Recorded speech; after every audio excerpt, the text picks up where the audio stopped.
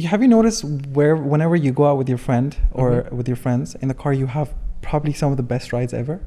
Even if you're like, just, sometimes it's just extremely funny or sometimes it's just some serious talk. I've had the best experience with like, if I'm driving with my friends and we're talking about legit topics, something like divorce, something like parental issues. And I've had such productive conversations, something so much I get to learn from. And I never have those kind of conversations in a cafe. Okay. Never. Okay. There's so much distraction in a restaurant or a cafe. You're just talking about movies or this and that, but you're not talking about maybe issues. In the car, I feel like people feel like they have that personal space. Okay. And I've always felt like people feel comfortable if they're in like a closed space and they're going somewhere. So even last night, I was sitting with a friend for about 2 hours and we were talking about a specific topic, past trauma and this and that, and what she could do to overcome it, what she could do to like, feel better, or how the past trauma cannot be repeated in her future relationships. We sat there for 2 hours and she felt extremely better after it. Sure. And it was like... Well, what's she supposed to say? She's not going to say like, no, oh, thank you. But it was like, I feel like shit. I feel like people are looking for some kind of a clarity. Okay. Right? They want to be told what to think, you mean? Yeah, because my first thing whenever someone wants to share with me is like, do you want to vent, express, or are you looking for an advice or an opinion? Okay. Because I don't want to, like, we're in 2022. Yeah. Cannot take the risk of like giving an advice which is not needed, right? People get... I don't agree with that, but okay. People get triggered so fast. Like, well, who gives a shit? Tell them to fuck off. Yeah, but relationships... Then you don't have friends. That's the cost you have to pay for, okay. Right? Fuck 'em. So I feel like I've learned this thing over... I think it saves you from trouble as well. Sometimes you have to put that kind of effort in and you're just like... Is it worth then? Is it worth? Yeah. Wait, is it like... Honestly, I'm asking. It's worth it. Trust me. It's like it gives you... So if a person is not asking for advice, you have to go with the flow and see what you want to do. But if you ask them, it makes them feel valuable and like, okay, you know what? The person is giving us that kind of attention that he wants to know what he wants to do. He's putting in that effort. So every time I've asked this question to my friends or anyone who's close to me that, okay, are you like expressing, or I get a direction on what can I do from here? And it saves me that extra brain that I have to put on that attention that, okay, you know what? Maybe she's venting, or maybe he's venting, or maybe, and then I have a direction that, okay, this is how the conversation is going to go. It prepares my mind in that way. Even I feel like people, like last night, for example, when my friend was talking about past trauma and this and that, whatever, yeah. It was like, okay, all right, so are you looking for this? She's like, I need advices, or I need opinions. What do you think? At the end of 2-hour session, we were talking, it was just like sharing stuff. She's like, okay, you know what? I feel like this is what I need to do. I need to step back. I can see my next step. That's the only thing I need to focus on. The rest, I keep the next step. I will see that next step. I don't need to think about the end result. But buddy, why do you want to take that shit onto yourself? Because it's a close friend. Who gives a shit? I give a shit because... Don't give a shit. What are you talking I'll tell you. I'm more of I'm that emotional person. So if my friends are going through something, I want to do whatever. Like people who are not just friends. They're like close friends who mean something to me. Something we've been carrying on since last 7-8 years. Sure. Right? If they're going through some kind of trauma or some issue, I don't want to be the therapist. I don't want to give them like professional advice because I'm not a professional. For 2 hours. Like not to an extent. Okay, do this and then you're gonna feel better. Yeah. I'd be like, you could do this, but it's up to you. Because why get involved? What if you do this and you kill yourself and the blame is on me? How is it a blame on you? It's their decision to make, isn't it? That's why you got to tell them that you got to do whatever you want to do, but it's up to you. You got to think before doing it. Man is little better for liking themselves if no one else likes them, right? I feel like with close friends, this is how I think. It comes down to like I have some responsibility to make sure like my friends are doing well. You have no responsibility on no one other than your own life. That's first. There's no denying that. But I like to like do a bit more because I feel like you like to mangle. That's the problem here. You like to get overly involved. Is it that, or is it like these people have come through and come with me in such a long journey, like last 7-8 years? The phase, which is the most important phase, where the university is ending and you're stepping into that adult life, and they've been there for you. So it's not like fuck off. Take a hike, buddy. Some days I want to do that, but like I don't want to lose friendships. Who who cares, dude? Listen. This is the way I always think about it, right? You're rich if you have one friend. You have a kingdom if you have two, right? And so I think the majority of time when people like are asking you something, it's because they just want to vent. And I don't have the Majority time of the times, yeah. to listen to your bullshit, right? I got my own problems. I'll tell you where this mindset comes from. So my school life was extremely lonely. Yeah. I had no friends. I was in a corner. The friends I had were not the best. Okay. And it was a bit traumatizing, the childhood. But when I stepped into university, it was a bit more popular. I was doing theater. I did Shakespeare stuff. I did my posters were everywhere. Sure. So that got me attention. Sure. Right? And then the downfall came when the friends fell apart, the groups fell apart. So I saw that attention bit, and I saw a downfall where I did not have friends at all. And at that point, being a 22-year-old, 21-year-old, I was like, how does this work? I need friends to survive. Why? Because I thought this is how life works. Have you never heard of monks and hermits? They hang out by themselves all the time. Yeah. Okadu or whatever they're called. What's the Japanese term, Dan? Can you look it up for those guys who hang out in their own apartment all the day? Isn't it called like Okadu or something like that? By the way, how do we pronounce your name? Talha. Talha. Talha. Talha. The Arabic pronunciation is Talha. It's Talha. Ta lam ha and ha, like Okay. ta marbuta. Okay. But So there you heard it. His name is Talha. That's it. So we don't have to do the edit. you know, so my name is Mohd Talha. Okay. So culturally, in our name, we put like Muhammad behind the name. Okay. Just like, there's Sayyid Hashim. Okay. Like, But people are always confused because they see my Instagram, it's Zazo. Okay. And then my bio says Muhammad. Okay. And sometimes it says And then you Talha. introduce yourself as As Talha. Talha. Okay. So the reason why it's Zazo, it's because I've separated Talha from the photography and everything.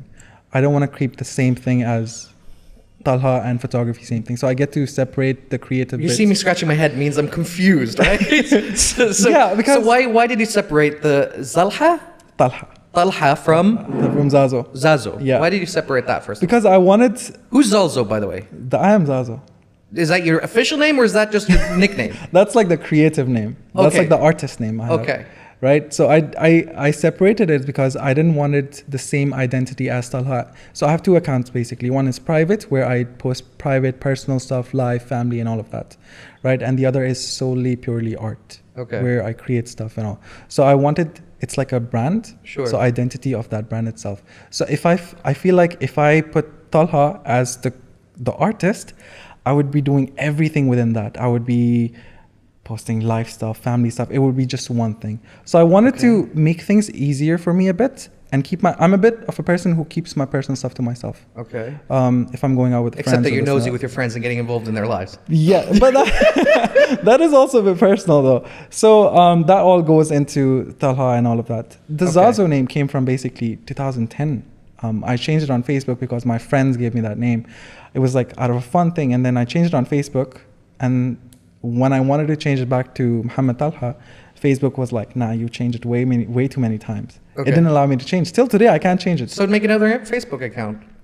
Another? Yeah. Who uses Facebook anymore? I don't even use it. Okay. Well, I mean, for your Instagram account, if it's a business account. Yeah. So I just have that as Talha. It's linked to it, and I've just left it. I don't really care. I don't really go in it. I don't do anything. I don't do Facebook marketing at all.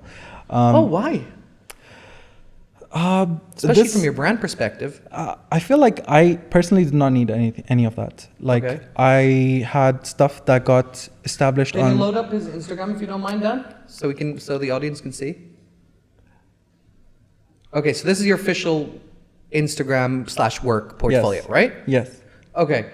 And is there a reason why you feel like Facebook marketing won't be beneficiary for yourself? I think it would be the more the better. But the thing is that I didn't feel there was not a necessary reason for me to put that extra effort in, even though it would have helped.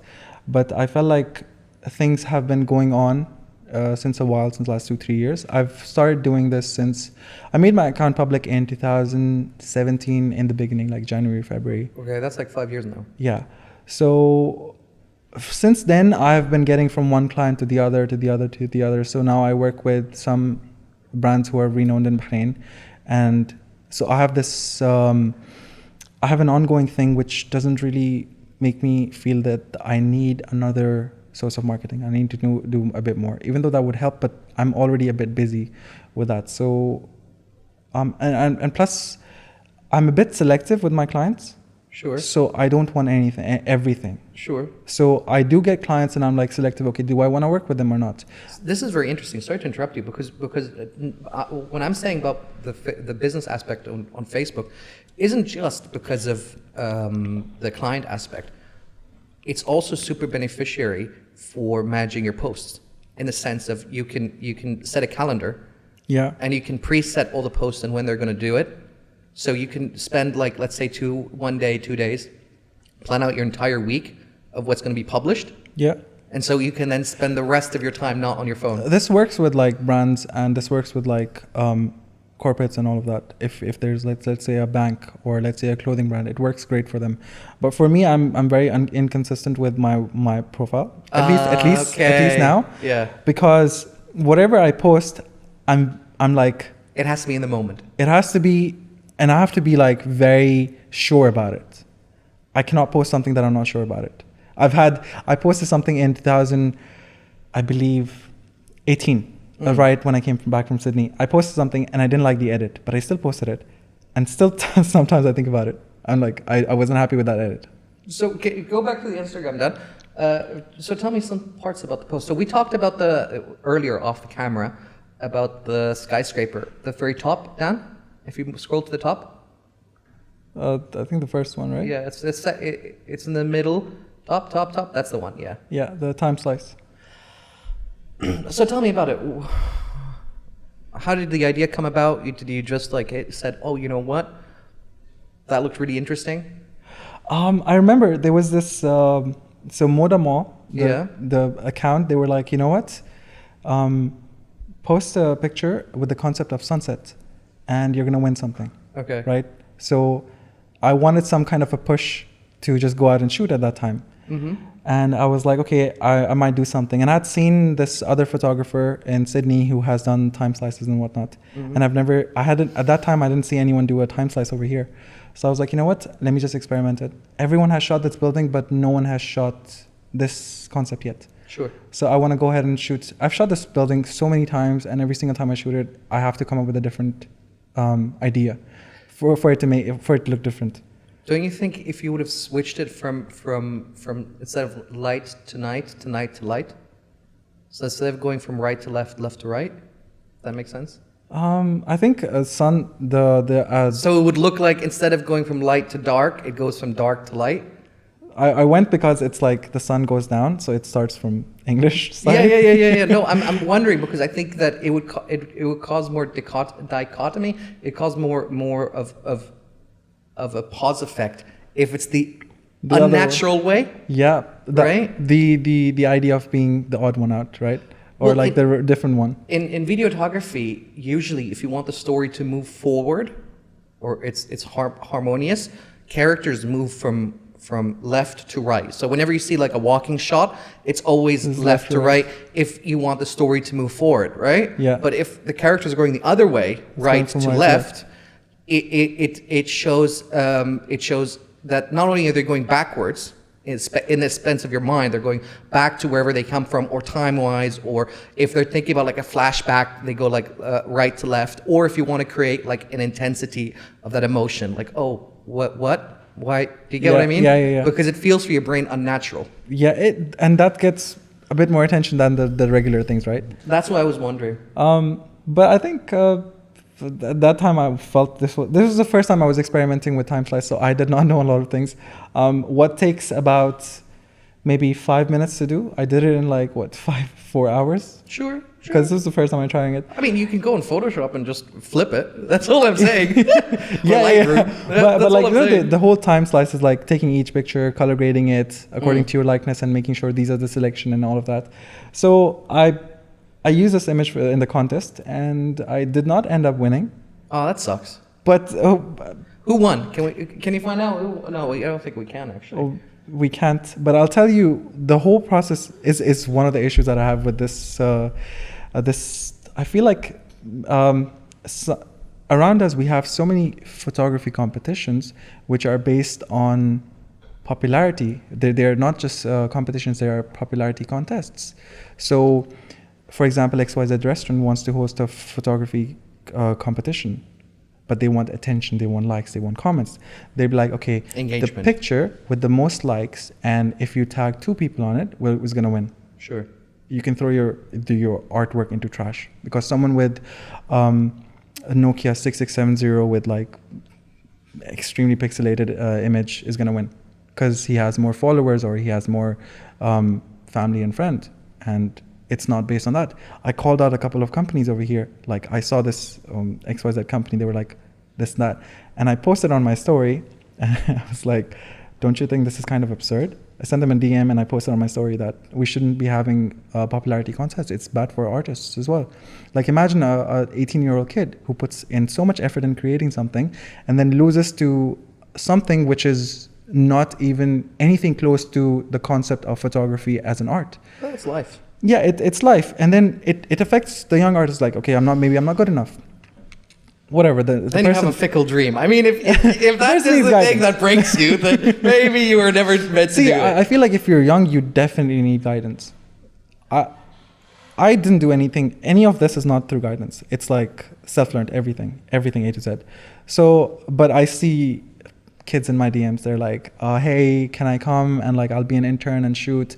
And they're putting that effort in just to learn. So they're looking for it, but there's no one to... And how does that make you feel? It's such a nice feeling. Really? It's such a nice feeling that someone looks up to me in a way that they want me to teach them, or they want to learn from me.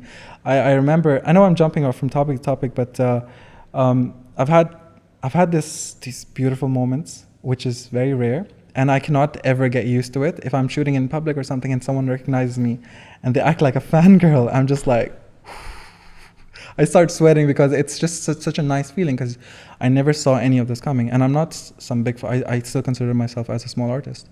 And if someone feels that, you know, they can feel related to my work or feel better from my work, that's the best thing ever. Blows me away, because I'm totally the opposite. You do not give a shit. I think that's right. I mean, that's the old adage, right? Either you make a product for someone or you make it for yourself. Right? Either you're doing things and you're doing it for the popularity contest, or you're like, fuck the world. I mean, I'm doing it because I like it. You could do it for yourself, and if all of these things come with it, why not? A horse is a camel designed by committee. A horse is a camel designed by committee. Right? That's one way to say it. Right? And if you have an idea and you want the output, then you have to put your head down and do it. The moment you take into other people's like opinions into account and their likes, you end up with a product that's not the product. I've been there where I'm like, okay, my last post was a person's face, and then I post a picture of Sky. It's not going to get so many likes because Instagram kind of shows the face. And if it's getting so many likes, I need to do something that's gonna up the previous one. Mm-hmm. So I've been through that struggle, and I've wrote concepts based on how Instagram attention affects your creativity and the artist that you want to be. And no matter how much you run away, the kind of attention that pokes you, you have to leave that behind at some point. I was able to do it, but it took me a while. What you bring up is something really interesting, because Peter Dinklage, I think his name is. The Game of Thrones guy? No, not Peter Dinklage. Dan, who's that photographer, the guy who does the ND filters? Peter McKinnon. Peter McKinnon, thank you. He brings up something similar to what you're saying, and he's saying that Facebook has trained him as a photographer to start only shooting vertical. And he had to untrain his brain to shoot in landscape. That's what I do. Right? It's really, really interesting. And I'm just shooting portraits because that's what... that's the massive size that you can get on Instagram, right? Like if you post a landscape, it's like this much, but a portrait is like. But it works for websites perfectly. I used to be a huge fan of Peter McKinnon back then. When I was starting, I got to learn so much from him. Just his energy was just epic. He is a really, really good photographer, especially if you can see the one on the second image on the left, Dan. Left, a little bit more left. That's right. Go up. I think we actually cross the image and then. Yeah, you have to close that one now. And the one on the left, furthest to the left, the second one. Further left. It's just this one. Left, that's right. That's right. Left, one more. And now down. one down. Yeah. He does really good work creating color, depth. He plays a little bit with the foreground. Yeah. Right? He's very good with lighting and shadow. Like a blend of both. He's very good with it. And especially if you look at that jumper, that kind of sharpness that you see, right? This is shot on a prime lens for sure. Maybe 1.4, Oh, that's not necessarily. 1.8. That could have also been a zoom lens. I mean, at a 2.8. I mean, looking at his videos, his setup is usually very close to his face, so I could assume maybe.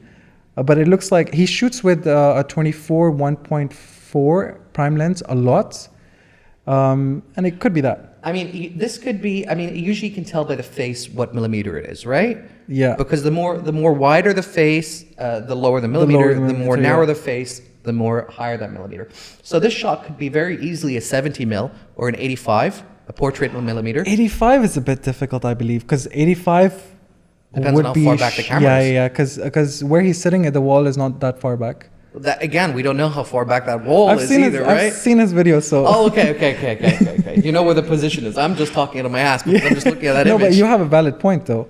But he does. I don't like his. I don't know if it's the computer or the monitor or the TV. I don't like his colors on his face. It's a little too orangey and red. That hue. It could. It's too warm for me. He does that thing. He kind of makes the pictures a bit warm and then he kind of desaturates it. So Yeah. you're not gonna see like blowing up saturation in his pictures. Most of the times it's like toned down. I mean, he does have his sharpness like on point. The eyes, that watch, that is really well done. And The he's tattoos. he's very particular with certain things. Like he's very good with subtle marketing. So that watch could be in one of the vlogs that he did, or the ring that he's wearing, or maybe the guitar in the back. He's very subtle with, especially he's a huge coffee fan, right? So he does this thing like coffee videos, and he tries to infuse these little things in the videos, which is very subtle. He also does like the 2 Minute Tuesday, but it's always It's always like 10 minutes it's long. Yeah, he's really good at branding and he's really good at marketing. Yeah, and I think it's at the end of the day, it all comes to how confident you are in front of the camera. Can you bring up Peter McKinnon's Instagram? Like, I just want to see the contrast between, because both of you are photographers, obviously, but you both are on different platforms, different engagements. Okay. oh, he's doing a lot of different stuff now. Yeah, I mean that's racing. Obviously, he probably was hired as from Yeah, he was job. he was a guest of the Paddle Club for one of the teams, I believe. That's the far left. That has to be a drone shot, either that or helicopter. Yep, probably a drone shot. And then if you can scroll further down. Okay, it's a lot of nature, a lot of landscape. Back then it was just nature. Now I'm surprised he's doing a lot of motion shots of cars and bikes and whatnot. I mean, he's got a few action poses. Yeah. I find his color grading always very impressive. But if you talk about creating these Can you go one down? Down, sorry. Sorry, a little up, just perfect. So that shot there, I remember him talking a video about it. That is really done, really well done. Yeah. But I know he edited it with Photoshop in order to get that window with that grass as a framing device. It's wholly unique. It is very interesting. It's what the eye sees. Yeah. I find his color grading extremely impressive. It's just that And you can see the vignetting on the edges. Yeah. He loves that shit. Yeah, but if you come to Bahrain and create these kind of tones, it's a bit difficult because it's extremely sunny over here. It is possible, but if you look at Canada, it kind of gives you that kind of freedom to create these kind of tones. But over here, it's so like always sunny and so saturated, so yellow, so bright. Over there, it's gloomy, it's blue. So these tones over there are extremely easy to create in places like this. Even when it rains over here, or when it's cloudy, this is the perfect weather for these kind of tones. Sure. But it's not like you can't slap an ND on your camera or on the lens. It is possible, but you got to do some extra work then in post Lightroom. What, to put an ND on your lens? No. To color grade these kind of tones. Oh yeah, that's true. But I'm sure he puts a lot of work in his color tones as well. I don't think he shoots from camera and then posts. I don't think that's how he rolls. No. He does edit, but his editing process is extremely simple now because over the time he's created these presets for himself, and then he just slaps it on and he's good to go. He's shown us like if he goes live or some of it is where he's editing, he does it so fast. Well, yeah, but I think he's got like 20 years of experience. Yeah, well, right? once you get the hang of your work and how you're shooting, what shooting. I mean, like when I'm shooting stuff, I know which preset in my category or wherever the presets are stored, which preset is gonna look good on this while I'm shooting. Mohammed? Which is? Sorry, I'm calling you Mohammed because that's what your Instagram's name is after, right? Can you scroll down? We'll just scroll through some of his images.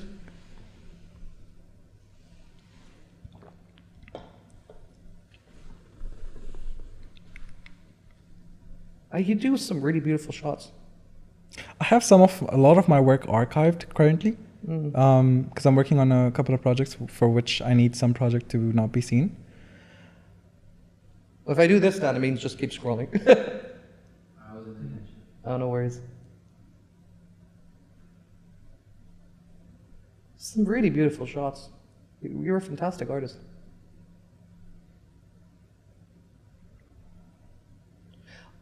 Have you reached the stage yet where you're thinking less about composition and more about feeling? Yeah. Yeah?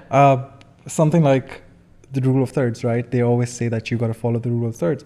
And I believe that, I think Peter McKinnon once said it, once you reach a stage where you're confident with your work, you can break the rules. You don't have to follow the rule of thirds. Your eye is going to make you feel like, okay, this is fine. So even when I'm composing an image, I don't have to take care of the rules anymore because I feel like I'll know how this is going to turn out later on and how in post, what can I do with it. So there's no uncertainty of like, maybe this is not going to be good. But if I come across a situation like this, I always make sure I keep options. I mean, the way I look at photography, I think of it as like a reverse triangle at skill, from a perspective of skill. At the very bottom, it's a technical, your shutter speed, your f-stops, your ISO, your ND if you have an ND, and then the second layer is your composition. Yeah. If you're doing rule of thirds, rule of odds, if you're doing the star thing, whatever that one is called, where it's almost like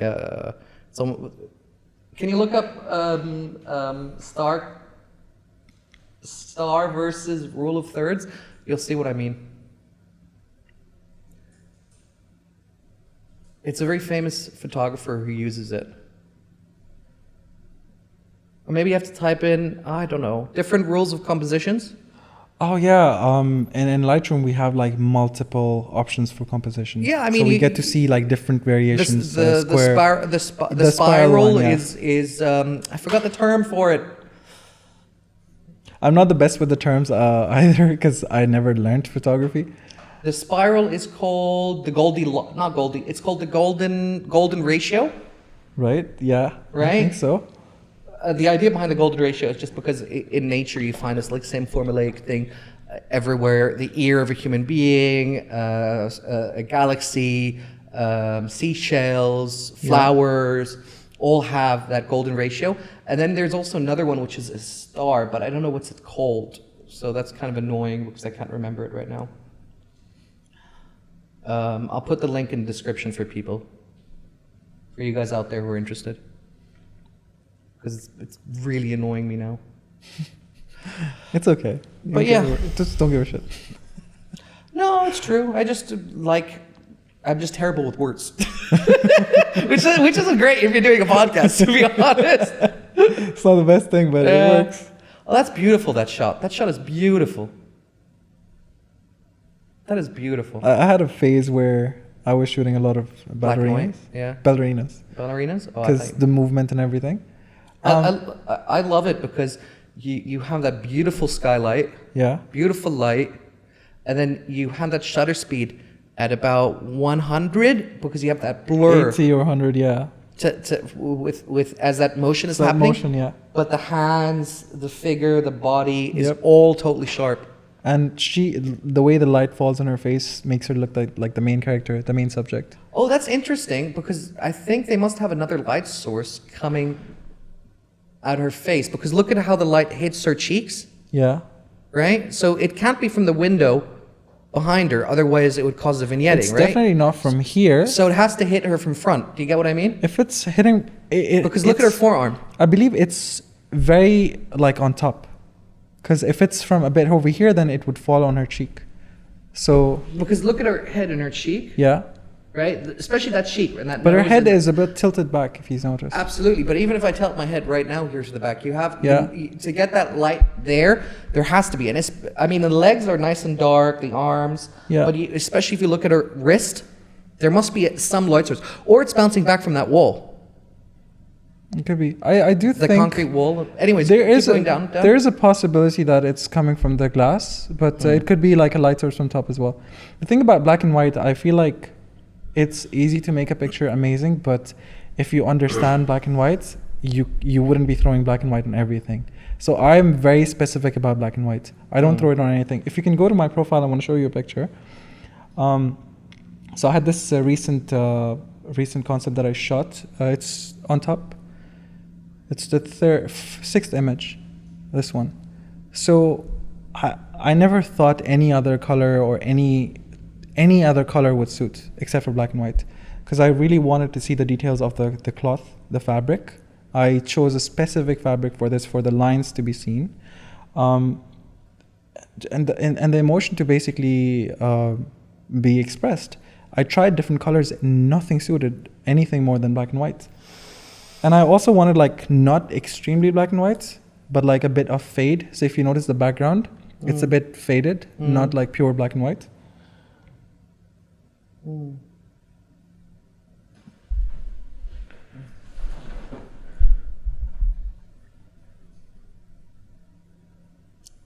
Can you go back to the first one, Dan?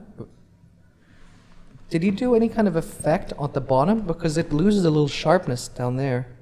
No effect. What I did was I cleaned up the cloth a little bit because Okay. his arm was seen. Okay. So I just clone stamped and cleared, clone stamped and what's the other word? To just make sure the arm is not there, the elbow is not there. Other than that, Okay. everything is just super natural. With my profile, I try to keep as natural as I can. I only work on the color grading, nothing more than that. But if you see my client work or commercial work, then there's a specific requirement, like, you know, skin tones, or the pores have to be like flattened out, which I personally hate. And basically manipulation, like, okay, the background has to be, the sky has to be like cloudy and shit, even though we barely get clouds over here. So stuff like that, but I prefer not to do it. Like, I wouldn't have, I recently did like an image. Can you go back to my profile? With, I think, can you come down? It's the one with the plane. Now, the plane is not real, right? I have edited it. But I also posted a picture. On the next, if you swipe it, you would see the actual one. And the idea was like, how often do you believe what you see? So if I'm showcasing something that is not real, I'm also telling them that, you know, oftentimes you see something which is not real. So stuff like this, if I do such kind of editing, I tell people. I don't think you should. I think you should just keep the... Everyone does it. Just don't tell anyone. By the way, I love that comment. If it is a WhatsApp forwarded message, then no, and won't believe that. I don't know what that means, in what context.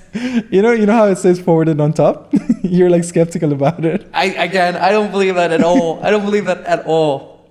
If you don't mind, Dan, go on Google, type in silent world photography. This is, by the way, my favorite form of photography at the moment, just because I'm fascinated by it. It's called silent world photos or photography. Is it salad world? No, silent, Dan.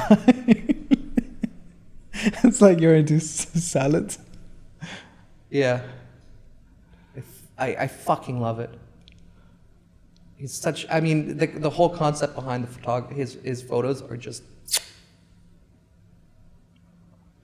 and of course it's going to take ages to load. But yeah, he has an ND, which is like +9, and he shoots with a very slow shutter speed. Whoo! Damn.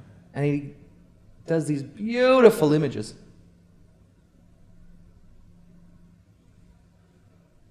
So as you know, when you have a really slow shutter speed and you put on an ND, all the motion disappears in the image. And so he photoshops then one or two people back into that image. Yeah. And then it gives it this like almost apocalyptic like feel to it. Right? Look at the one from New York, Dan. I love how there's like a little fog in the back, how... Clouds, he adds that extra. Yeah. The one from New York is the one on the right there.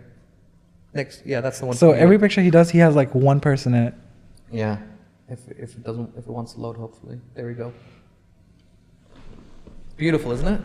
It's fantastic.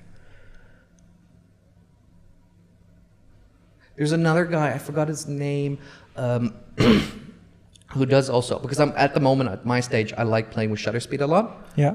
And he does a lot of very slow shutter speed motions, but for full moon. Can you type in full moon slow shutter speed? And so because the moonlight has a very, very different light,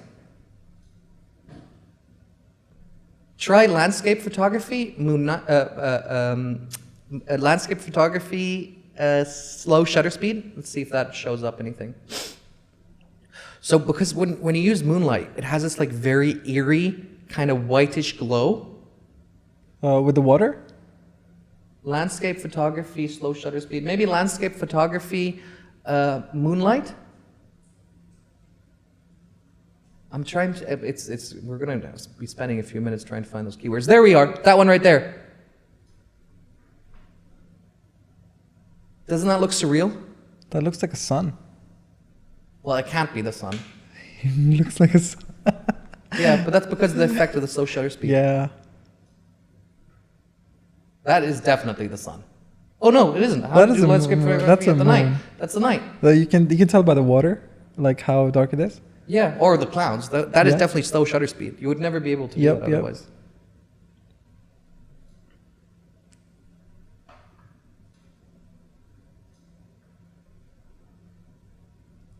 Beautiful, isn't it? Isn't that so surreal?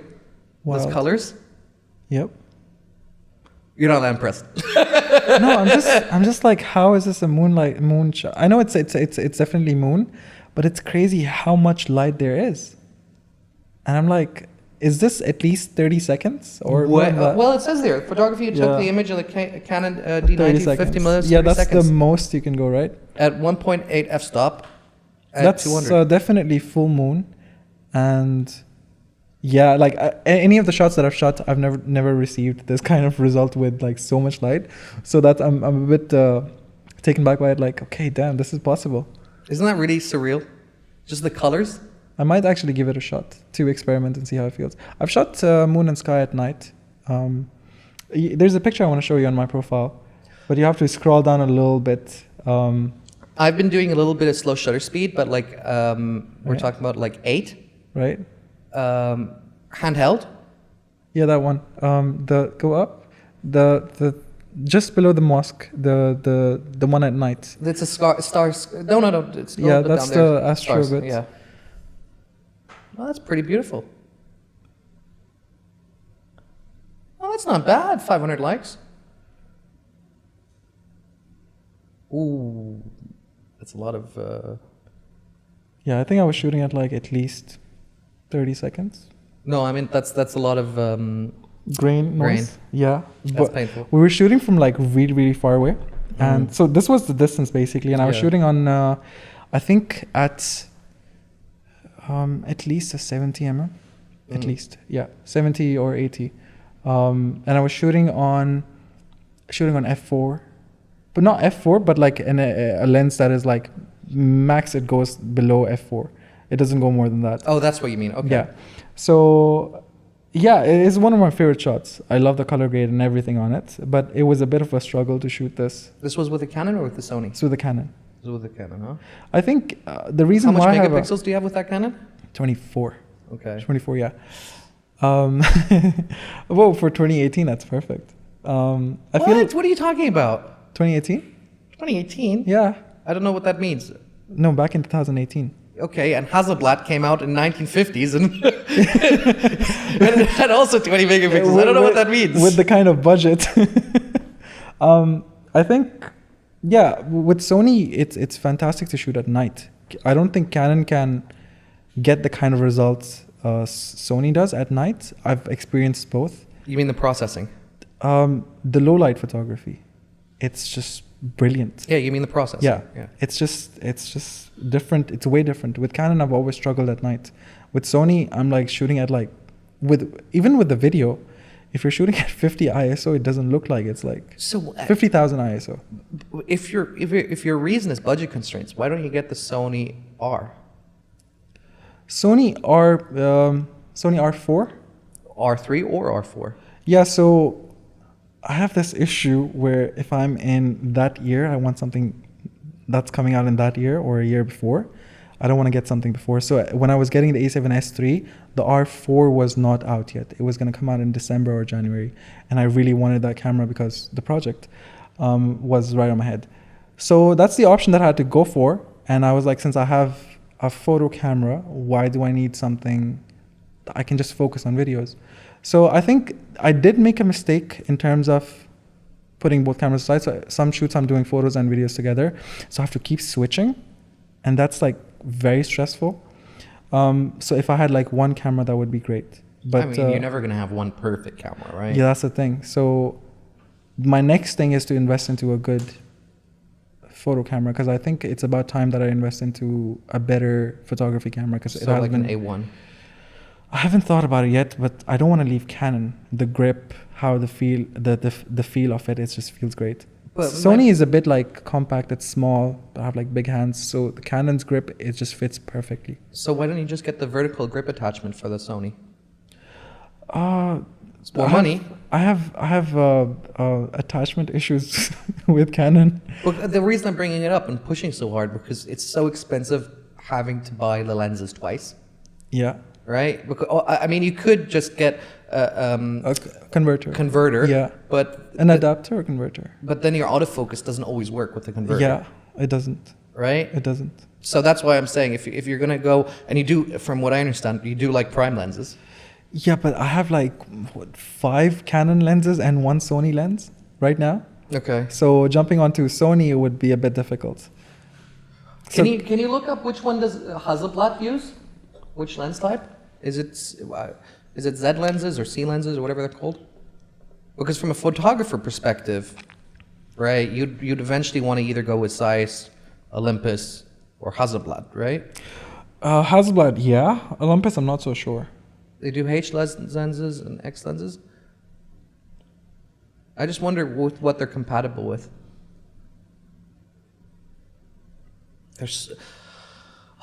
I've been thinking about it. I've been thinking about it for so long. Budget constraints. We're talking about like 20,000 BD, which is like $40,000. Yeah. And that's for like a second-hand one. If you want to buy a new Hasselblad, you're talking about a minimum of $50,000. Yeah, that's the thing. I'd stick to Canon or Sony until then, but maybe someday.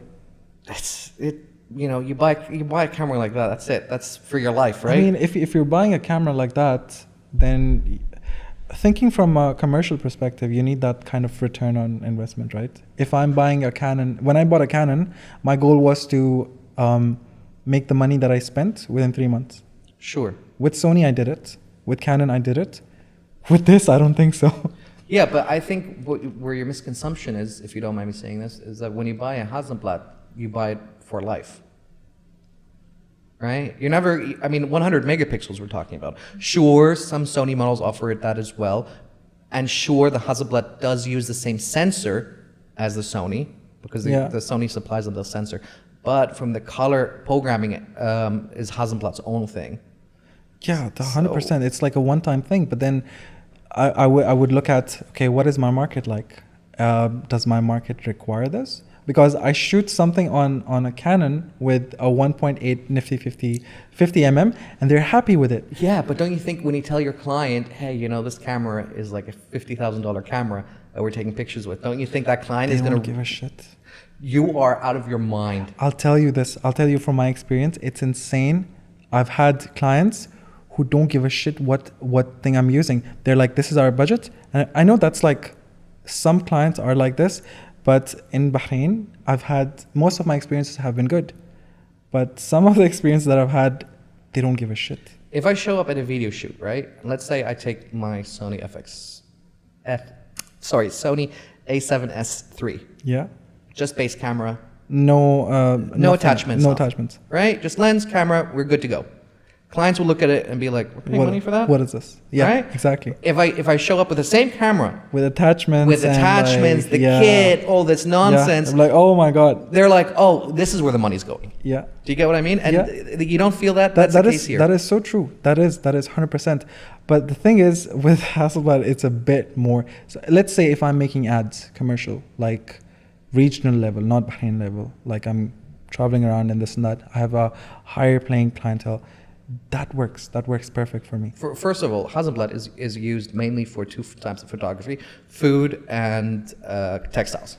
That's about it, right? So I'm sure you can bring in that money back by doing those kind of photographies, talking either to supermarkets and talking to I didn't mean to hit the mic.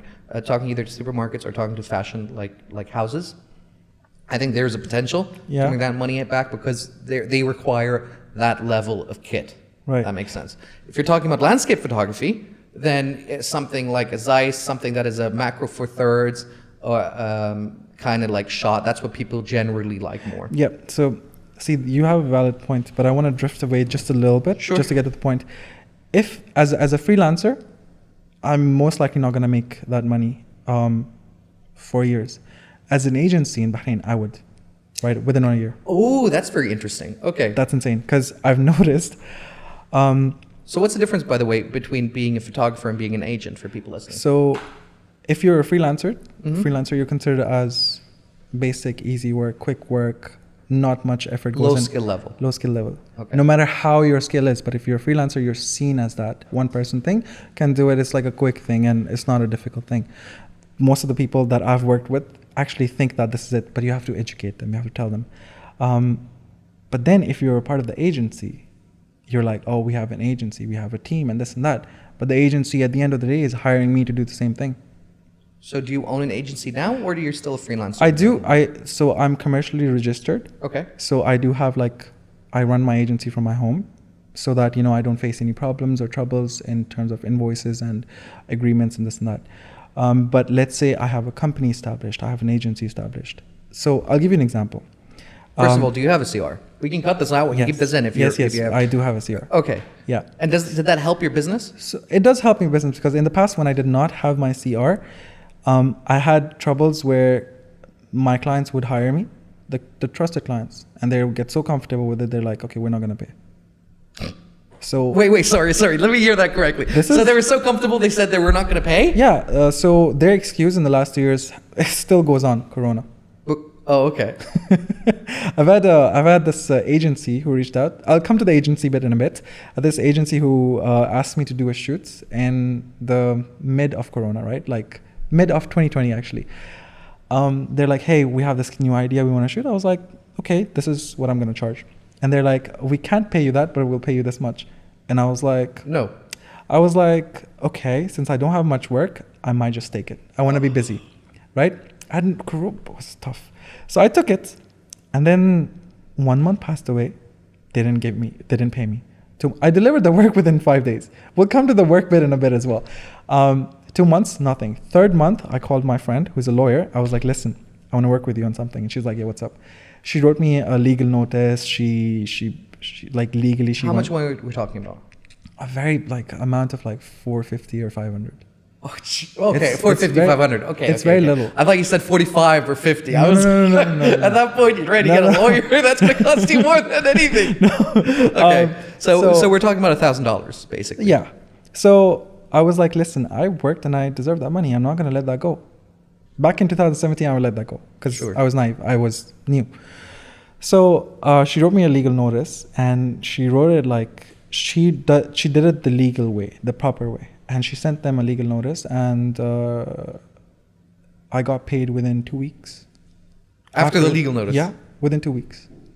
The guy who was I like, like how you think that sounds impressive. no, that's You should have been paid like the day after. No. Did you include late fees? because they did not. I had late fees, but then I was so done with chasing after them. I didn't push for the late fees. That's your mistake. That's like about 3 years. Now I do. Now I'm like, you don't fuck with me. Now it's like if there's a week late, I have like a 10% or something. I give them 24 hours for my textiles, right? So normally from my textiles perspective, if it's a new client, I usually require payment before we even production. But if we're an existing client, blah, blah, blah, then I only take about 30 to 40% down payment because to buy the materials and stuff like that. So even if you skimp out or run away, at least the costs are covered. I might not be in profit, but I've covered the necessary costs, right? And so then, depending on the client, sometimes we give 30, sometimes 60, sometimes 90 days. It depends on the order, depends on the relationship, blah, blah, blah, blah, blah, right? And then after, when we have that designated deadline, we submit it, the invoice again to them, and say, hey, you know what, today is your pay date, blah, blah, blah. If they come up and be honest with me and say, you know what, this is happening or whatever, it's going to take us a little while, that's fine. If they don't reply to that, 3 days later from that point, I put a 10% fee Which on is delay. already discussed before. Which already discussed before. I give them a 10% fee. Even if we didn't discuss it, I don't give a shit. I put it straight on that invoice. And I'm saying, hey, you're making me wait for my money. So I put 10% immediately on it. And I usually write them with, I'll go like literally to that business and I'll go to the purchasing department and I'll give them the whole thing. And I say, hey, you're 3 days late on payment. You haven't messaged me and saying what's going on. So there's a 10% charge. If you pay me today, within the next 24 hours, I'll remove that 10%. If you don't pay me within that 24 hours, that 10% is staying there. And every week you take longer, it's another 10%. How do you do with the days if it's delayed for days and not weeks?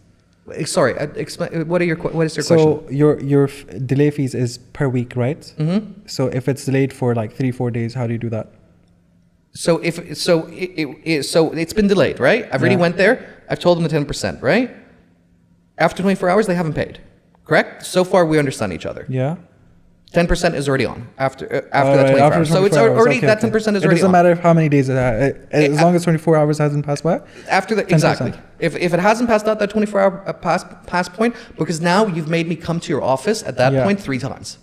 So I'm already pissed off with you. And if you come to me next time for work, you're not going to get defer payment. You're not going to get any of that stuff.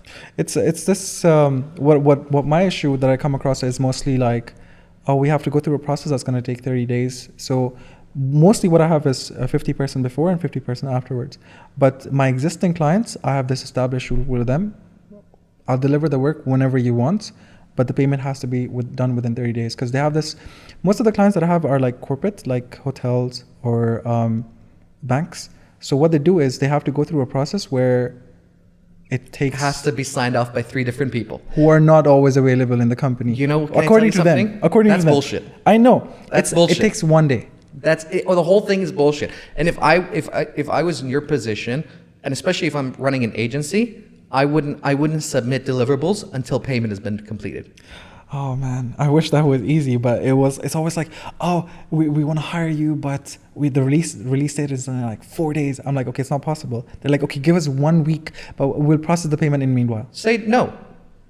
Listen, the more tougher you are with this is the thing I always think about is like trying to imagine it like a sand dial, you know, like those sand watches. Yeah. You want that funnel to be as narrow as humanly possible because you only want the best of the best to come with you. Yep. Because you've got the skill level, you've got the training, you're providing a great product, you're providing a great service. So if that client doesn't meet your expectation, then fuck them. Then look for a client who can. Do you want to? I used to face a lot of this issue in the beginning. I think now I have the clients who have been working for since last 3 years, so I don't face as much troubles.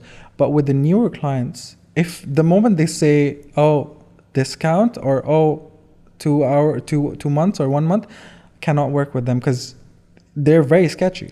Like some of my DMs are very sketchy. They're just like either finding out something or they want to work with you and not pay you. And I hear stories among my friends who you know what you should be doing at that stage? You should be taking payment for meeting. So if they want to work with you, for example, right? They're DMing you. They say, hey, we've got this potential, blah, blah, blah, blah, blah, right? You do the same thing like I do with you, right? With Calendly. Yeah. You set a Calendly, you send it over to them, and then if they want to book your time for a phone call, want to book your time for a meeting, want to book your time for whatever, you make them pay. Yeah, I've had so many of these back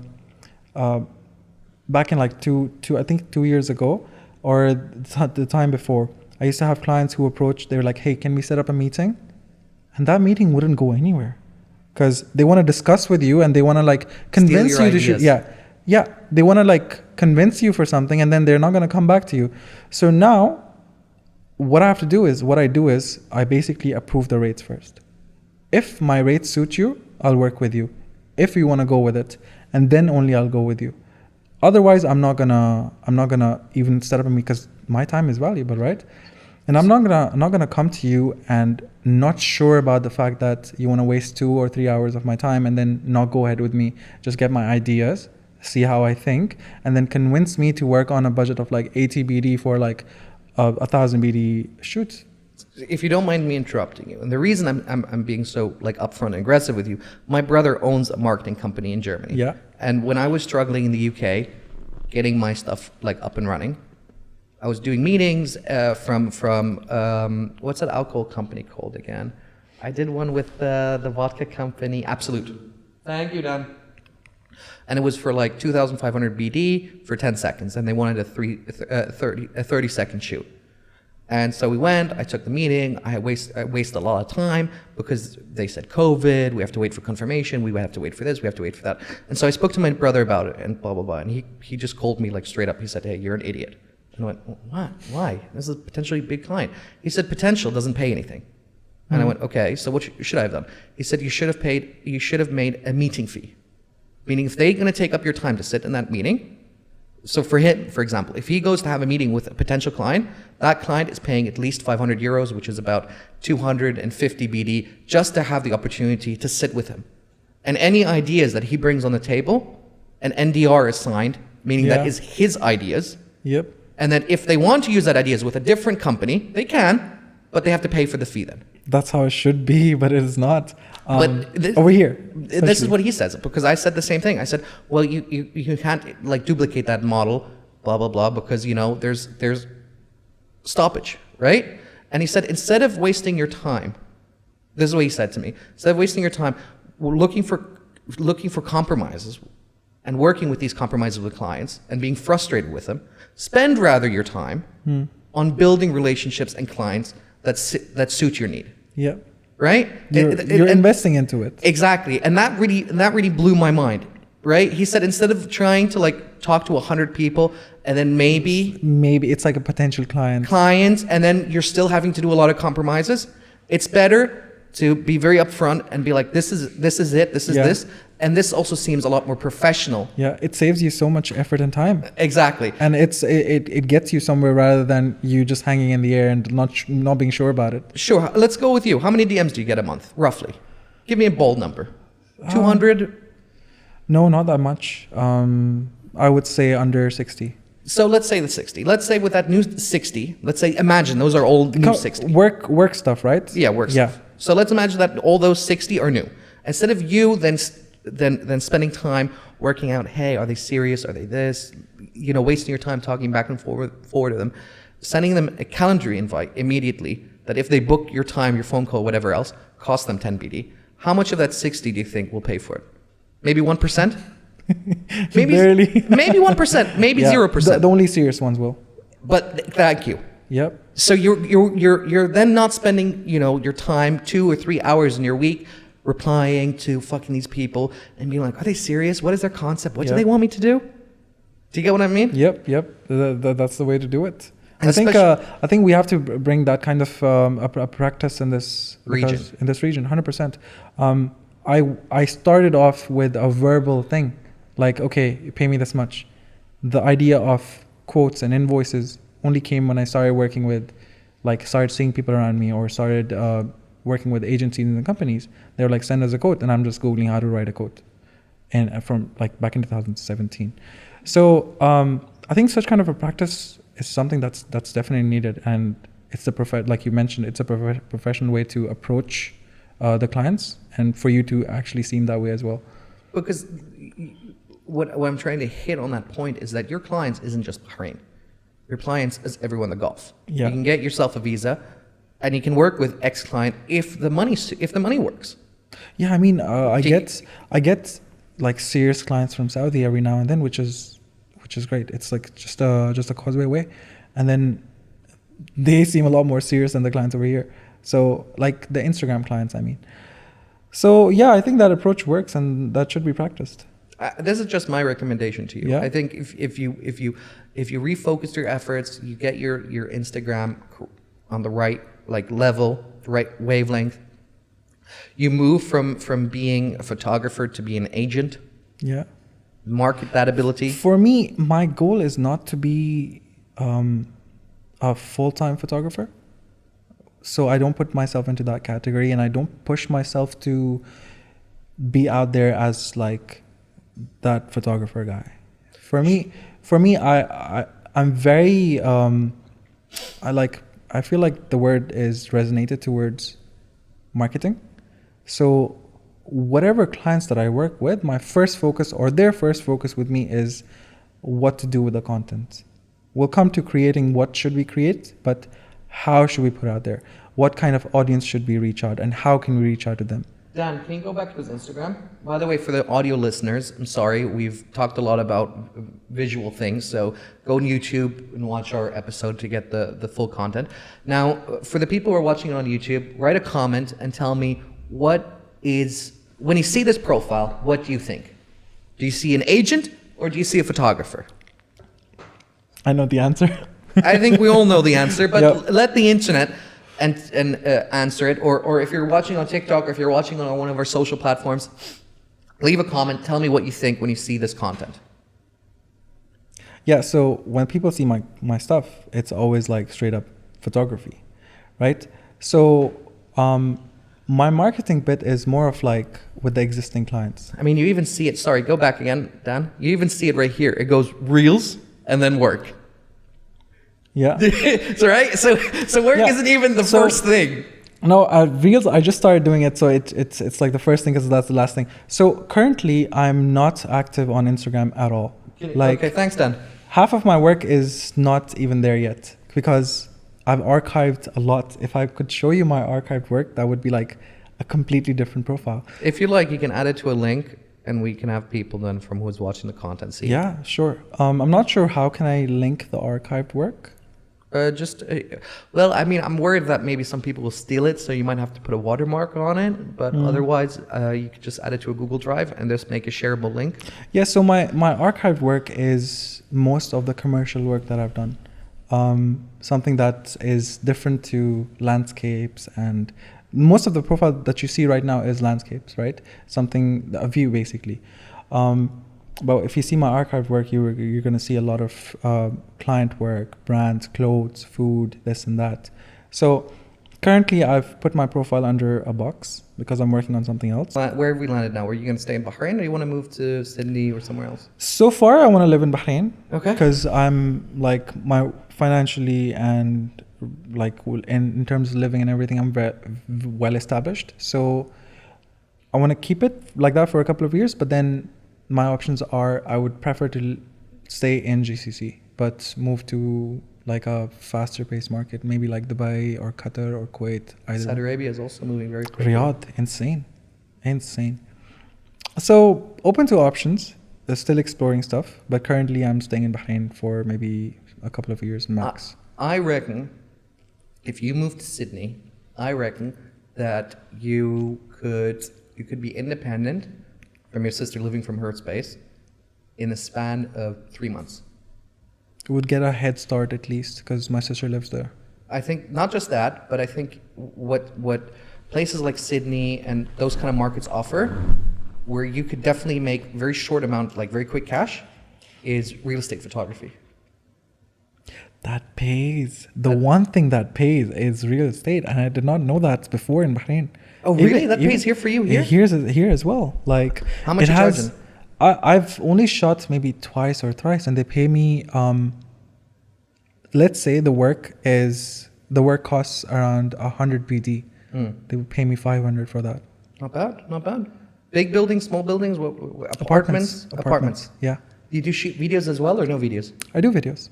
Okay, so I'm not sure, but so everything that you see on Vida Hotel's page. Do you know about Vida? pardon me? Vida Hotel and Resort. It sounds familiar. So it's this Dubai's brand basically. Okay. It's called Vida Hotels and Resort. It opened in Marasi over here. So I do all of their marketing, all of their photography, videography basically. So everything from lifestyle stuff to the... So you're the brand manager basically. Basically, the visual, I would say, the visual aspect. So even the interior of the places and this and that, so I've shot for them. So that is good. Even the people who hire me for just their apartments, just to shoot. Even though that's a very less, because I don't, I feel like if I start marketing myself as that, I start posting about stories that, okay, I've done this, that, a lot of people are going to approach me. But I don't do that because I'm a lot busy with the current clients. But if I start posting about real estate, it has a lot of value because it has a lot of money. Here's what I'm thinking, right? And I think this is a great business opportunity. Mm-hmm. We create a bot, just message them like crazy, give them three price categories. Because the people who are selling properties for 1.3 million, for 500,000, they've got budget. Yep. Right? The moment you started, I knew where you were getting. Exactly. And I think the best way of doing it is doing like three price categories. Where you say like let's say 100 BD just for photo shoot. You just get pictures. Let's say 300 BD, you get videos and pictures. 1,000 BD, 500, 800 BD, something like that. A package pricing. A package of pricing, drone shots. You can get drones here in Bahrain as well, but you have to go through a special legal legislation. process, yeah. But then you can do like exterior shots from the building and stuff like that. That really increases the value of that product, and not a lot of people have that license. Yep. Which is then another sales pitch for it, right? And the other thing that I discovered is offering them two price choices. Being like, hey, you can pay us up front and it'll cost you this price. Or we'll take a commission from sales. You know, the thing that I've noticed is an excellent point that you mentioned, giving them options. Because if you give them one price, they're like, either it's yes or no. Sure. But if you give them options, they're like, the second one. By the way, you know how I learned that? How? In marketing, when I was doing my undergrad, I remember reading a case study, and it was about Coke sales strategies. And what they've discovered is if they had a vending machine, right, they would sell Coca-Cola, and 100 people would walk past. What do you think the amount of people would stop and buy that Coke? The 100 pass by? Yeah. Half? About that, you're correct. Yeah. When they discovered, when they put a machine that sold Pepsi right next to the Coke machine, what do you think the sales venue was? The rest of the half. It became almost 200%. So meaning that almost every person that walked past bought more than one product, more than one Coke. Because option, right? Because it became an option of, Yep. do I want Coke or do I want Pepsi? Not, do I want Coke or nothing? Do I want it or nothing? Exactly. Exactly. The way you brought this up, and that reminded me, like whenever, if I like a client that I want to work with, let's say I want to pitch an idea to a client, I go to a restaurant, I really like it. I'm like, you know what, this might be a good client. So the best way for me to get that client is not pitching them an idea, but pitching them two ideas. And I've noticed, even if I'm making a mood board, I give them options, this or this, they're forced to pick one. They're not like, I don't want to do this. We'll talk more about this after the show, and if you'd be interested in doing more stuff like this. But yeah, I think the best avenue of how to get that dough would be by offering them deferred payment. Being like, hey, you know what? We'll do this whole thing, but on the contract is that we get then 0.001% of that commission. Yeah. Right? Yeah. And I think that will be the deciding factor, because a lot of people will be like, oh, do I really want to spend like 500, 800 BD? How long is this property going to sit? Right? That ensures income even faster. Exactly, right? But if they hear, oh, the other option is paying by commission, because most real estate agents get like 4 to 5% generally commission on the total sale of the building. Yeah. Sometimes lower, sometimes higher, whatever. But once it's either, oh, do I want to spend 800 BD or do I want to potentially lose 15,000 BD, right? Do you know what I mean? So I think that's that mechanism, and I think there's a dial right there. Yeah, it's you have to make those slight changes just to get it approved or just to go through it. I think these are these little tactics that I wouldn't say outside, but my university specifically did not teach me this. My university specifically taught me terms like footfall, benchmark, this and that. There was no practical stuff. And when I came to the market, then I started learning stuff. And I think that's the best way to learn. The progress is a bit slow, but then that's the best way to learn and implement. That's like, you can implement that. I have a friend in the UK who does exactly what we're just talking about, and he makes 1,500 BD a week. With just he's a property stuff. one-man business. With real estate? Just with real estate from Liverpool. He just takes pictures and videos and drone shots. And he says with drone shots I charge extra, but not a lot of properties. And this is how he taught me. He was like, listen, you don't message the buildings that are selling it for like £100,000, 50,000 BD. You don't want to message that. They don't have the money to spend on you. You want to message the $1 million properties. Yep. They have the budget. They have the budget. Right. Right? And then he said you work yourself down. And you know, the one thing that I also noticed is that the clients with higher budgets are the clients with less drama. Yeah. Welcome to the business world. It took me a while, but the clients with like less budget, they're like those flies that are like, you know, Isn't it amazing when you have, even if it's a friend, right, who comes to you and they're just like saying, hey, you know what, can you do it for me for 10 BD to a few pictures, blah, blah, blah, blah, blah. You're like, okay, just buy me coffee, right, whatever. But the amount of requests oh my God, they have, isn't that amazing? Oh my God, it's just, you don't even deserve that. But yeah, that's the most frustrating thing ever. But every client who has paid me whatever I ask at first, some of my best clients ever. Give me an average price. What's your general cost? I usually have like half-day sessions or full-day sessions. Okay. So none of my clients want 10 photos from a shoot. Okay. They want everything that's great.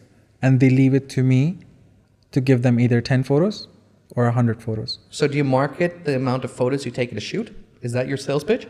No, I tell them that, okay, let's say, for example, there are 5 t-shirts or like there is a lifestyle shoot that needs to be done in a hotel.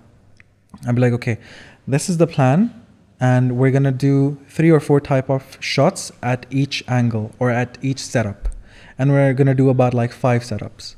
So you're going to get like 2 or 3 shots from each setup that we do. That's the pitch. Okay, because usually with wedding photographers, they usually market it to the bride and groom and say, hey, you know, you hired me for your wedding. We're going to guarantee you 200 pictures for your wedding, yeah, right? With weddings, it works like that. Okay. I don't really do weddings. Okay. But I've seen that works.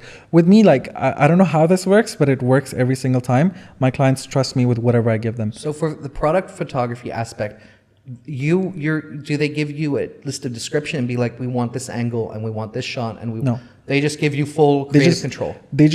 So all my clients, they just tell me what the product is and they ask me what am I going to do with it.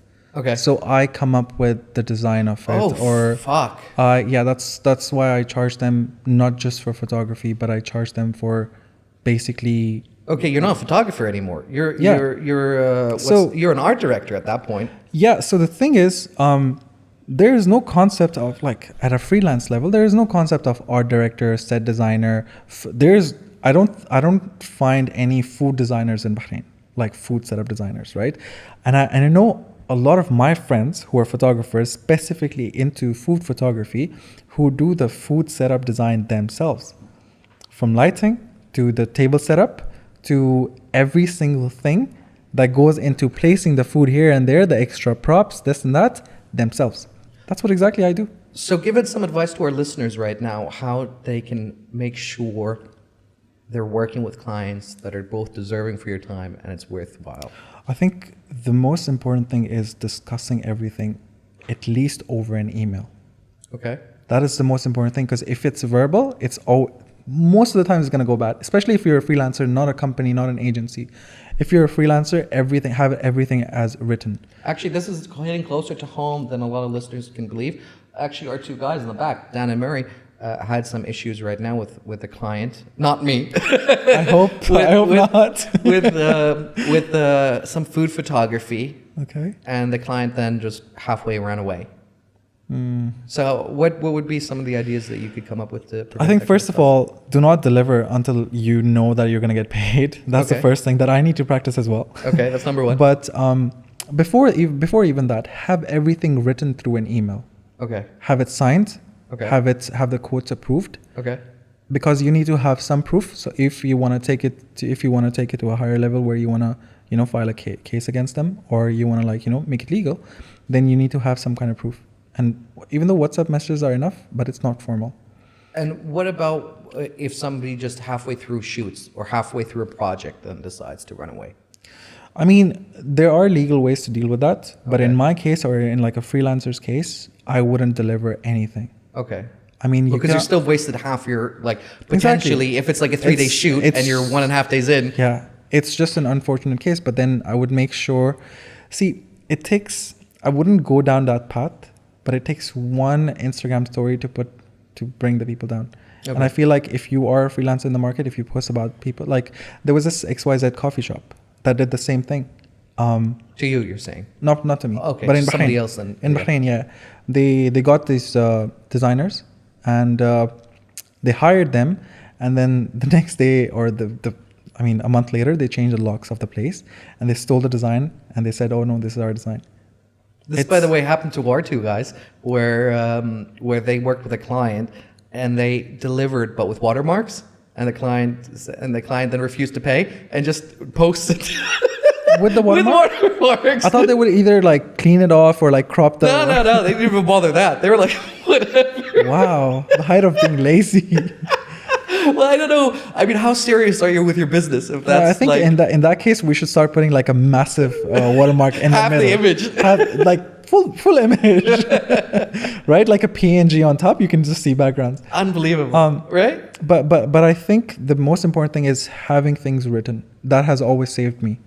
Like that's the first thing that I learned in the whole thing. If you have everything written, whatever the client says later on, you can back it up. You said this and not this. You have no place to argue about this.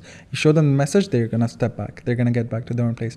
But most of the times, if you have things written, if you have things in order, you're not gonna face troubles or problems. Did your business change a lot between going from being a freelancer without a CR and being a business owner? Did that change the whole dynamic, or was it kind of the same? CR basically is company registration for the people out there listening. It changed in only one perspective. People, when they see, like clients, when they see my small brands specifically, not talking about corporates or big companies, small brands, local coffee shop owners or clothing brand owners, when they see the term CR and a number in a quote, they know it's serious. Okay. They are not gonna Mess around. They are not gonna mess around, because if you have a CR, you cannot. You have every right to make things legal and actually take them up. So when people see the CR, it's like a serious thing. It's not just a random street photographer who's just like doing for fun. No, it's a proper business and they take it seriously. It's just the example that you gave earlier about taking a normal camera and then a big setup, how people take it seriously. So you need to have like terms and conditions, every single thing. So everything that you've gone through in the past 2-3 years, put all of your experiences in terms and conditions. Like, okay, 50% before and that, delay, payment terms, currency and everything basically. And if you have that line, the detailed it is, there's a less chance of people messing with you, because it is professional and they take you seriously as well. And to talking about the business aspect, what's the next plan for the next 3 years, 5 years? What kind of revenue do you want to hit? Do you want to get to 10K, 15K, 20K? I don't know how much you're making at the moment, but what would you like to grow to? What's the next target? Well, I would see it as yearly. Okay. For me, yearly, I do aim in the next 3-4 years to have a revenue between maybe 20 to 40. Okay. Around that. Okay. If better comes, why not? But Okay. that's the aim. But that is not achievable as a freelancer. Do you feel like that 20 and 40 would that necessarily come from working with more brands or with working with fewer brands but more closely? Fewer brands, but bigger brands. Yeah, but more like you take on a bigger project Yes. then, right? Yes. And I don't know if this is the right thing to say or not, but if you make yourself available to every single brand, they don't kind of respect you. Like if you are working with every single brand, then there might be something wrong because you're taking every kind of payment. All the clients don't really, unless and until you have a big name, they're not always going to pay you what you demand. They're always going to negotiate to what their brands are, rather than if you have two, three brands who you're working closely with on a retainer base or whatever it is. You have a target at the end of the year. You can actually make that kind of money, and then you can basically foresee like what's going to happen. Have you ever thought about potentially starting up a completely new Instagram page, not connected at all? I'm not sure if we can keep this in, but we'll see. Where completely new email address, completely new profile, everything, taking your existing content, putting it on there, however, buying followers, right, that are like 100K, 150K, 200K, and then maybe buying some likes and some comments as well, just to make it look more real, right? Well, Yeah. You're going to be spending about 40, 80 BD. Now these things are very cheap. They're not like how it used to be. And then leveraging that fake profile to higher end brands. Do you think there's a potential way of doing that, or do you think you're too worried? That's a brilliant plan and idea, but I would never go for that. Like never ever, because that's an easy way to do it, and that's a faster. I know a lot of people that are doing exactly that, and they're making good money. I know companies who are actually doing this. I'll tell you later on which ones. They're doing this, and they've established themselves based on this, and they are massive now. By the way, I know a guy who did exactly that, because he's all about quick cash flow. He's like, if you probably are talking about the same guy who I think. Oh no, he's on Bahrain. Oh, okay. So his whole like thing is like, I've never met a guy like him before. His account is always nearly zero. Yeah. But he just comes up with his like super quick cash mechanisms. And one thing me and him were sitting down, and he was talking about it and blah, blah, blah. And he always complains. He always goes, "Oh, you're always full of shit. Too much theory. Just do. And I'm like, what are you talking about? He's like, look, he made a new Instagram account, exactly what I told you, made followers, blah, blah, blah, blah, blah. And then just started DMing people for about 2 hours, saying that he made a whole crypto account. Okay. Right? Like in crypto influencer, crypto advisor, crypto blah, blah, blah strategist. Made this whole thing. Took him about 2 hours because we're sitting down at coffee and he was doing it. And then he just started DMing people. And then I walked home. I was like, hey, you know what? See you later. Do whatever you're doing. And he then sends like screenshots where he DM'd people saying, hey, if you pay me like 25 BD, I'll send you like a custom crypto plan. Okay. By the end of the day, he had almost 500 BD. No way. from PayPal, people sending him. Wild. He's that kind of guy, and then he just went and deleted the account, kept the money, and then walked away. One of those guys. Yeah, he got scammed. He's a criminal. He's a pure criminal. Oh my god, poor guys who got scammed. Oh my god, that's all he does. Just all he does. But he's a psycho. See, it's a brilliant idea, but I would never go for that because I think there's something that I have that's like dignity and respect. He doesn't have that. And I've always like thought about how this is it works. But I've never ever sponsored a single story on my account or post. Even though Instagram gives me like $20 a month to do it for free, but I don't want to do it. For some reason, I want to keep it organic, like very natural. Even if it's like at 4,000 something followers, I'm okay with that so far. Because I've solely I feel like I've trained my mind to be happy with expressing myself. That's it. So for our Instagram account, the strategy we're using right now is engagement. So I don't believe in this follow nonsense. That's to me, that's horseshit. So I hired someone from Upwork who just goes on Instagram, looks at hashtags that are important to me or to us as a company, and then comments on those images. And tries to make engaging comments. Not just, oh, you're so pretty, or that looks amazing, or oh my God, Yeah, like organic comments. like really like It like doesn't seem like a bot. exactly. I want to create like serious engagement, and doing that process in the span of 1 week, our Instagram grew by 15%.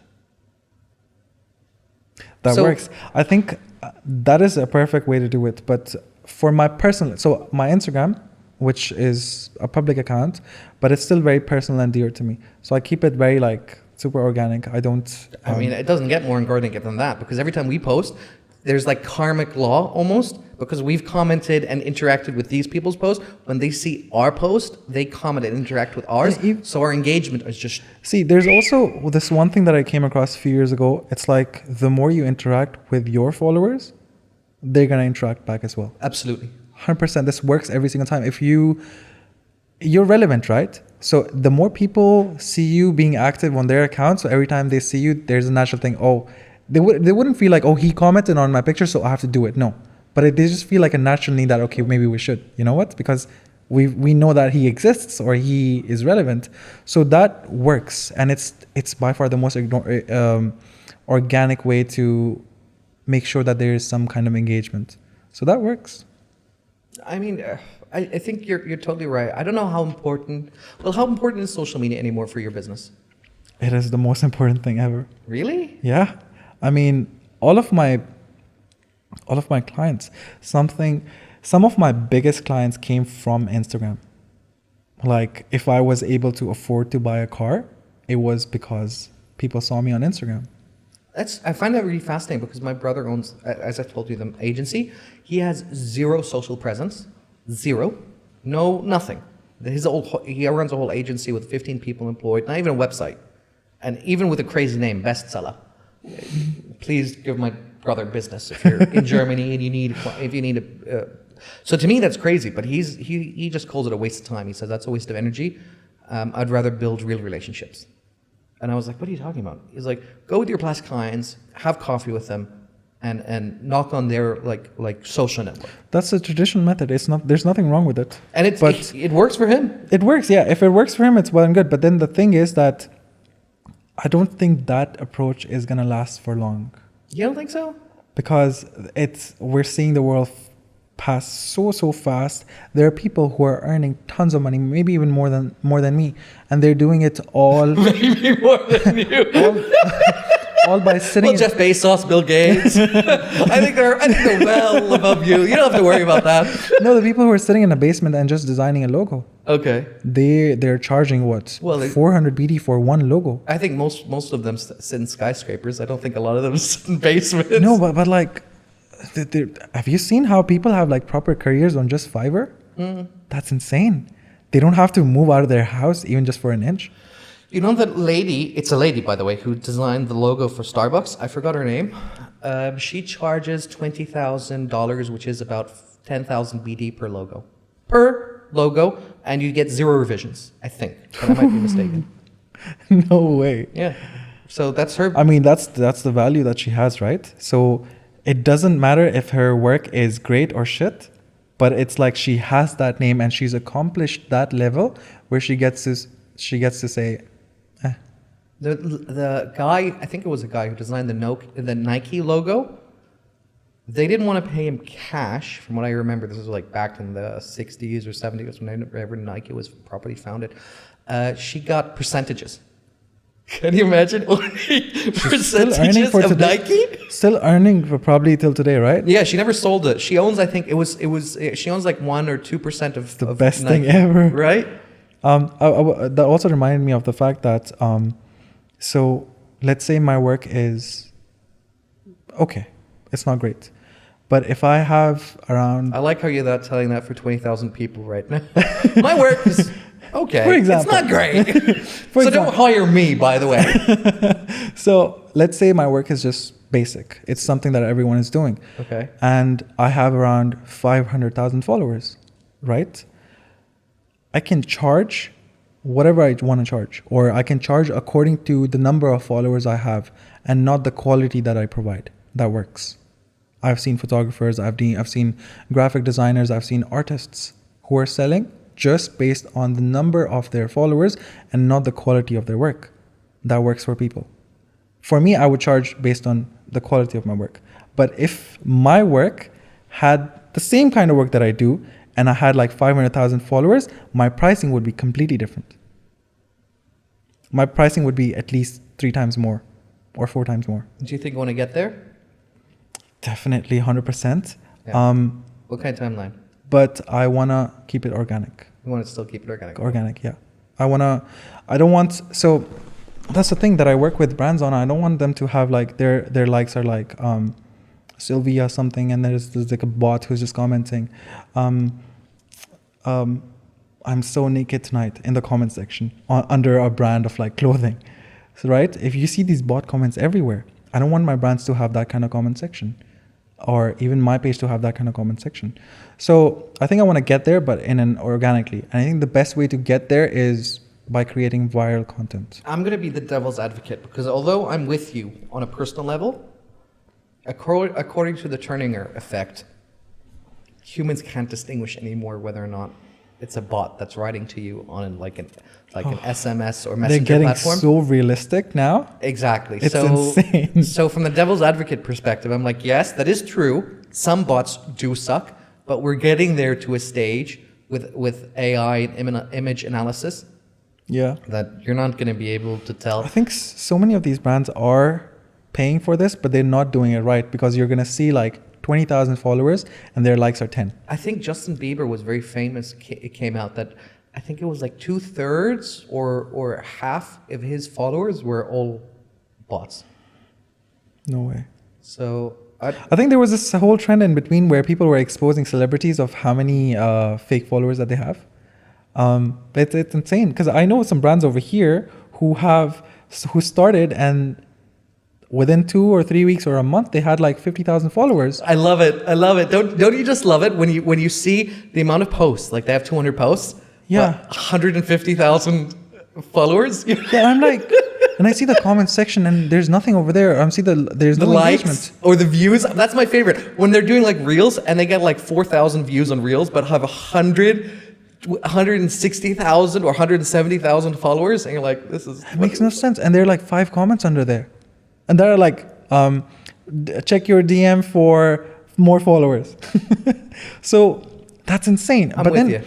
But then I've also seen the same brands turn their 50K followers into organic. Like their 50K followers are fake, but then the 20K followers are organic, and the engagement is insane.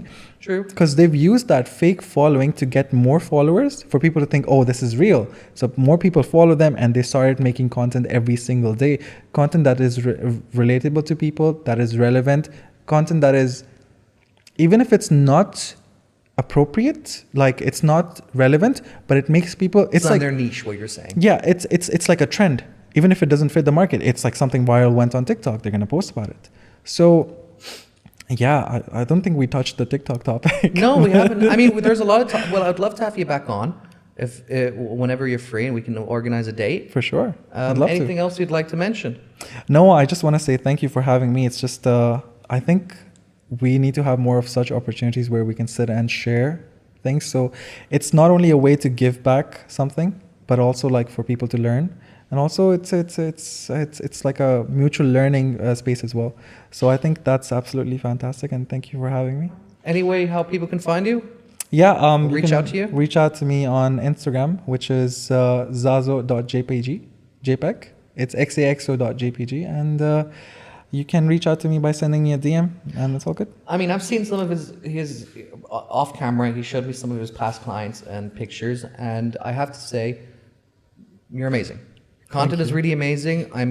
Some of that images really blew me away, to the point where I even said to you, "Hey, can I get a poster format from that?" Which You're gonna get. I don't say that very often, you know. And I'm definitely gonna put it up somewhere here on the walls. I would love to. So yeah, let's definitely. We'll put all your details in the comment sections, or the better said in the info. Check them out, and yeah, it was an absolute pleasure, buddy. Thank you so much.